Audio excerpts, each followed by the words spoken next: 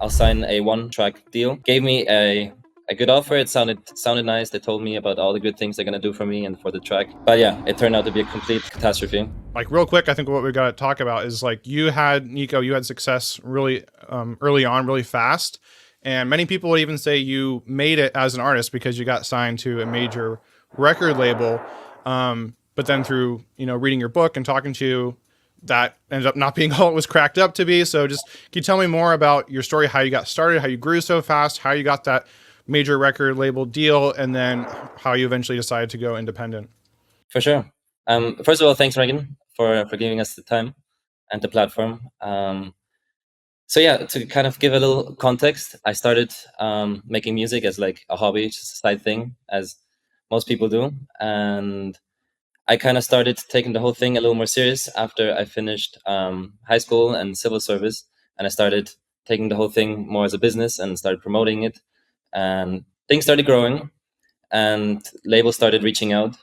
And I like being independent, but at that moment I was at, I think, 80,000 monthly listeners or 100,000 monthly listeners.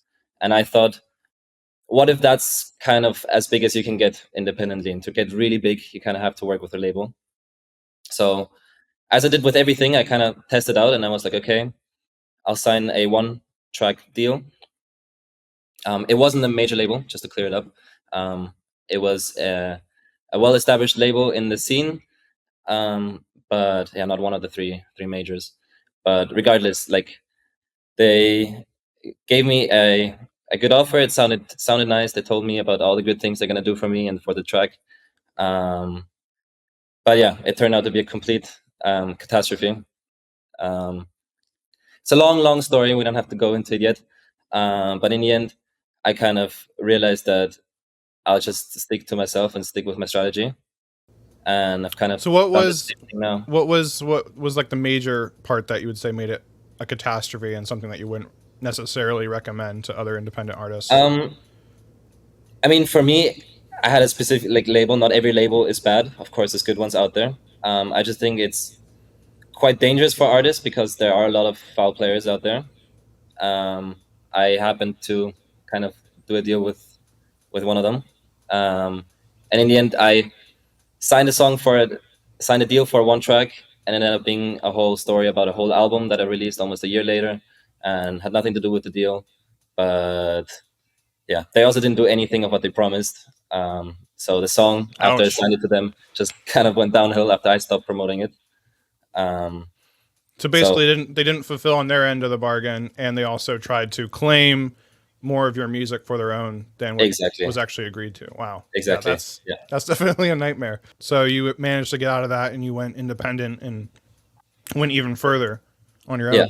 Since then, I've just kind of stuck to my strategy, just releasing consistently, promoting all these tracks that I release, giving them its full potential. And yeah, now I don't believe that there's a cap anymore for independent artists. I really think that you can get just as big, if not bigger than if you work with labels, because oftentimes they can hold you back and you sign a deal and they won't allow you to release for months until they give you the approval. And yeah, I think that as an artist, especially a beginning one, it can really slow down the momentum and kind of keep you from going on that cycle of putting out music.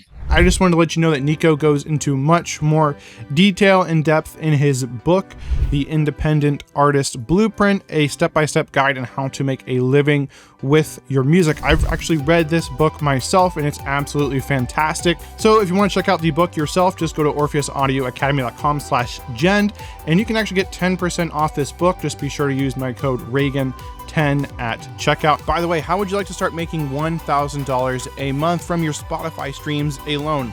If so, then click on my video on the screen right now. And not only will it teach you that, but it will show you how to do it without running ads or paying for expensive playlist submission tools. And it can even be done in just 30 minutes a day. So go ahead and click on the video now.